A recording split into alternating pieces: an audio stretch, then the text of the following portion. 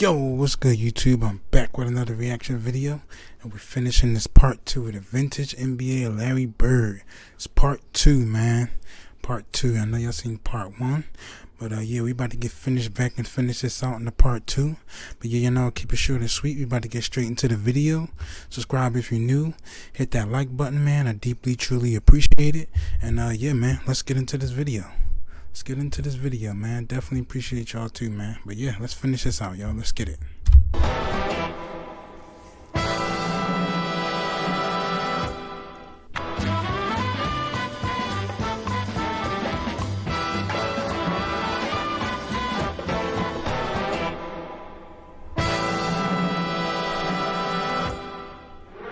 Here comes the big guy. Kareem Abdul-Jabbar comes into the ball game. He probably used up the whole bottle of oxygen. Anything that helps. So Kareem is back. He has scored 14 points. Danny Ainge is back in the ball game. If it starts floating, we'll know it was helium. But when it gets up to the banners, then you'll know something, right? Here's Kevin McHale, who's playing with 5 personal fouls. Why is Casey Jones keeping McHale in the game with 5 fouls? Casey believes that he needs McHale in the ball game right now to make his statement. And McHale will play hard with 5 fouls. They still got Maxwell on the bench. Their forwards are in foul trouble, although Maxwell's getting ready to report in. Dennis Johnson on Magic Johnson. McHale is on Nader. Nader and Kareem, 2 big guys in the lineup for the Lakers. James Worthy didn't get the roll. And the Celtics looking to open it up to 11. Here's Dennis Johnson. They do. 19 for Dennis Johnson. He had 22 in his coming out party Wednesday night at the Forum. 81-70, Boston. Here's Byron Scott. They want him for the outside shooting. Nader gets the offensive rebound, and they call a Boston foul. Both teams in the penalty. Nader will shoot. Danny Ainge commits the personal foul. McAdoo also going for the oxygen. So the Lakers, who have had oxygen at their bench in previous series at places like Denver and in Phoenix, having to use it for the first time in Boston as Worthy goes out. Worthy has 18, Tom. Scott in the ball game for his outside shooting. Wilkes for that outside shooting, perhaps to get Kareem some better inside shots. If Scott and Wilkes can hit those outside shots, going to open up once again for Kareem. McHale with 5 fouls is on the bench. Maxwell replaces him. The Lakers, do they have a running kind of team out there now, in your opinion? A semi-running team. They've got the Twin Towers in there, Swen Nader, so they can play power, and they still got 3 guys that can get up the court quickly. 2:15 to go, third period. Maxwell, Ainge, open. Danny Ainge, who's played a significant role in the 2 Boston wins in games 2 and 4, 21 points combined in those games. Magic Johnson throws it away, going for Wilkes, but it was tipped by a Celtic. So the Lakers maintain possession with 2:01 on the clock. They're going to go with a rebounder in here. Kurt Rambis replaces Swen Nader. Rambis goes in for the 34-year-old Swen Nader. You know, my hat's off to Earl Strum, boy. He's not a young man, and he's still got the sharp eye here in the late stages of the third quarter. Jamal Wilkes in the corner. They swing it around, and Magic Johnson trying to feed that extra pass inside, but hold it. There's a foul against the Lakers. Kurt Rambis. Ray Kite is coming into the ball game. He was the #1 pick by the Celtics from Brigham Young. He's strong. He's good around the hoop, and the Celtics like what they see in him. And this is not a bad spot to use him, I would think, as Maxwell goes out. So when you have an 11-point lead and maybe 13 points, you can afford to bring in Kite. Rookie. You're right. Ainge.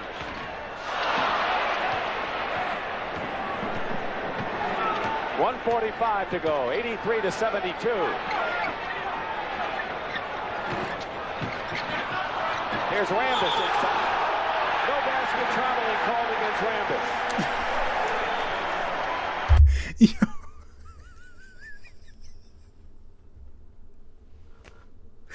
Oh my God! Did y'all please tell me y'all saw the ref started dancing, bro? He started dancing. Oh, I never seen that ever, bro. Yo, the ref was dancing. If y'all can see it, I know the quality's not the. Right. Damn, I was talking wild. That's too funny. Yo, the ref was dancing, bro. He was dancing with the traveling, yo. That was, oh man. Let's see if y'all can catch it. Ainge.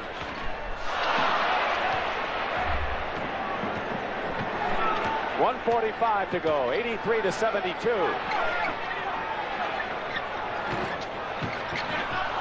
Here's Rambis inside. No basket traveling called against Rambis. Try for a steal. And now it's Lakers ball as it was knocked out of bounds. Magic Johnson shaken up. 83-72, nearly a minute and a half to go. The Lakers trying to climb back. The Lakers have outplayed the Boston Celtics for 3 games, 4 games really, as Kareem gets inside and gets a basket and a foul, and this is the first game in the series that the Celtics have outplayed the Lakers, and if they hold on and win the game, they're leading 3-2. We have a long way to go, but how do you assess the way the impetus has gone? Well, it's going pretty good, but right here, Greg Kite isn't going too good as he lets Kareem slip right inside and never did get that huge body on Jabbar. Kareem has the three-point play. 83-75, 124 remaining.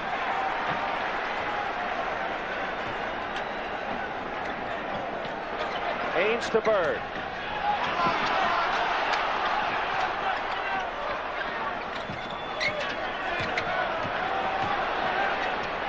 Three-point attempt by Danny Ainge. Larry Bird has 2 of them, and Danny Ainge has 1. Three-point plays, and with under a minute to go, the Celtics lead again by 11. Rambis inside. And a Celtic foul. Now they say illegal defense called against Boston. So the Lakers and the Celtics each have been hit with an illegal defense call. Maxwell was the guilty party, and the next time, of course, for either side will result in a technical foul. Quinn Buckner comes in for Dennis Johnson. Listen to the hand for Dennis Johnson.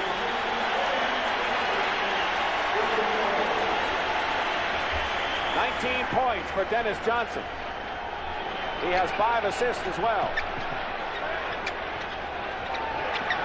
44 seconds remaining in the third period. Wilkes loses it out of bounds. That's usually a duck soup pass for Kareem. Here's Ainge for 3 again. Not this time in Rambis trying to get the break going to match it. He's got Wilkes and Byron Scott pulls up. Scott hits. So the rookie who was acquired from San Diego in the Norm Nixon deal brings the Lakers to within 9. And now the Celtics playing for the last shot of the third period. Wouldn't be a bad idea to get it to Larry Bird right now instead of taking those long bomb outside shots that Ainge just let fly. Well, Bird has hit a couple of those from three-point territory. 7 seconds. You watch the clock. Ainge finds an open Bird. Takes Rambis. 1 second. It's counts.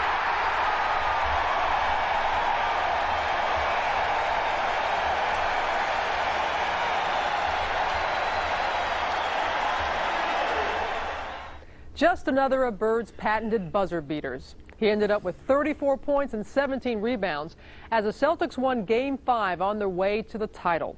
Boston won it again in '86 with what many consider one of the NBA's greatest teams. And even though it was Bird's last championship, he still provided more thrilling moments like his famous steal against Isaiah Thomas in the '87 playoffs and his fourth quarter shootout with Dominique Wilkins in '88. But clutch play is just part of Larry's legacy. He was also a blue-collar superstar. More about that when we continue in just a moment.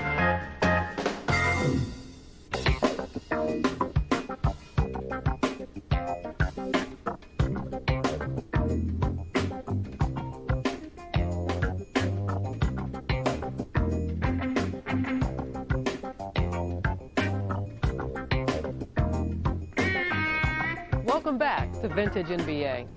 Magic Johnson once said Larry Bird was the only player he ever truly feared, mainly because he could find so many different ways to beat you, whether it was with his clutch shot, the perfect pass, or the key rebound. And if none of that was enough to win, Larry would even sacrifice his own body. And Bird wouldn't hesitate to dive on the floor for a loose ball.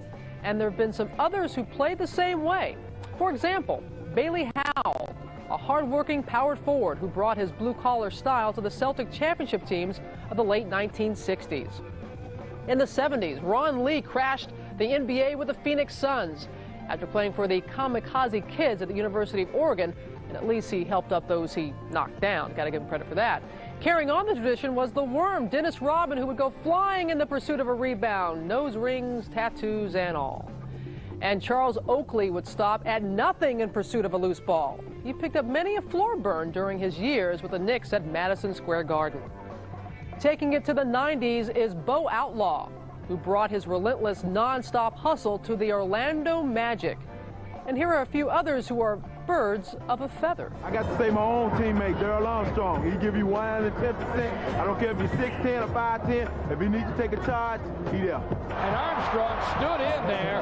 What courage. He took the charge and broke up the break. Eric Snow, obviously he's not the player that, Larry Bird was, but he's the kind of guy that dive on the floor, put his body in front of 7-footers, rebound the ball. He'll do anything to win a ball game. I would pick Mario Ali. He did a lot for that team as far as sacrificing his body, doing all the little dirty work for that team to become a world champion.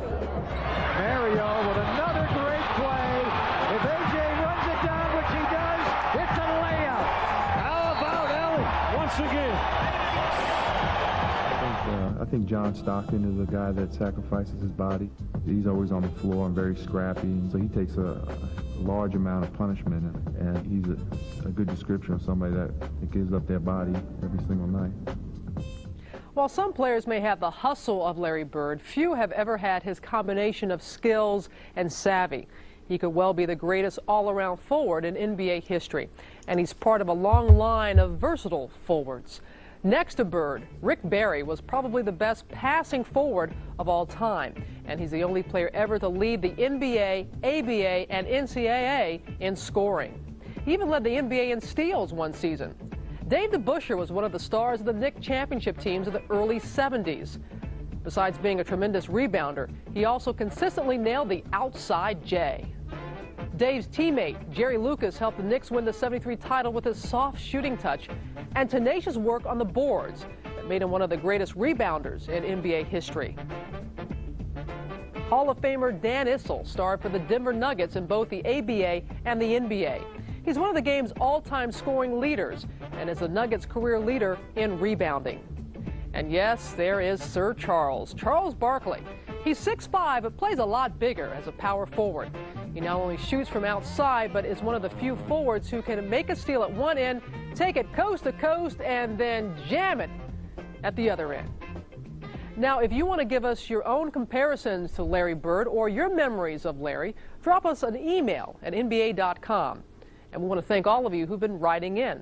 After last week's show on the king of the triple-double, Oscar Robertson, someone asked if anyone's ever had a quadruple-double. Well, 4 players have done it. Nate Thurman, Alvin Robertson, Hakeem Olajuwon, and David Robinson. So keep those emails coming. We'll be right back.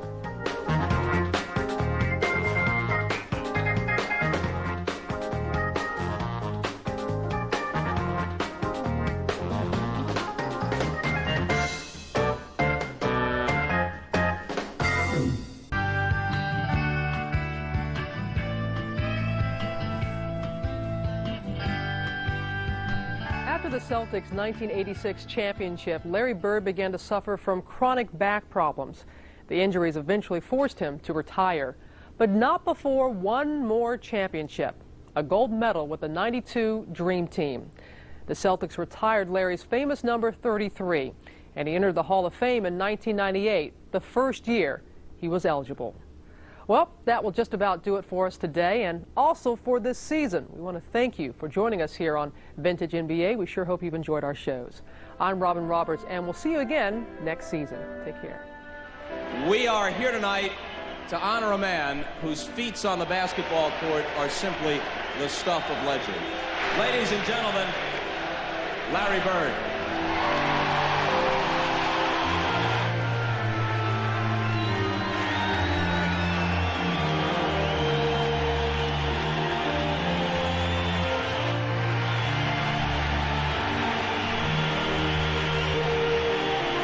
There will never, ever be another Larry Bird. I dedicated my life to basketball, and I dedicated my life to the Boston Celtics. Yes, I'm going to miss playing for the Boston Celtics because I was very proud to play for the Boston Celtics. I say good night, Boston, and may God bless each and every one of you. Legends. Alrighty, that was part 2, y'all. Part two. That definitely was a good joint. That was a whole good joint. I never even seen that joint before. Like, I gotta find some other, like, what do you call it? I can't really think of what I'm trying to say, but like, those kind of like, I don't necessarily say a documentary, but or whatever, y'all know what I'm trying to say. But those kind of things, you know, things like that is really nice, man. I can't think of what I'm trying to say right now. But yeah, I know the last one I kind of was falling asleep a little bit. I don't lie, I'm tired, but I'm still pushing through it, man. I'm gonna keep uploading every day, no matter blood, sweat, and tears, whatever it take me, I'm gonna keep doing it. But yeah, man, I appreciate all of the support. We're gonna be dropping some more videos. Definitely look out for some more videos. And yeah, man, that's about it. Y'all know, keep it short and sweet. And I'm out of this joint. I love y'all. Peace.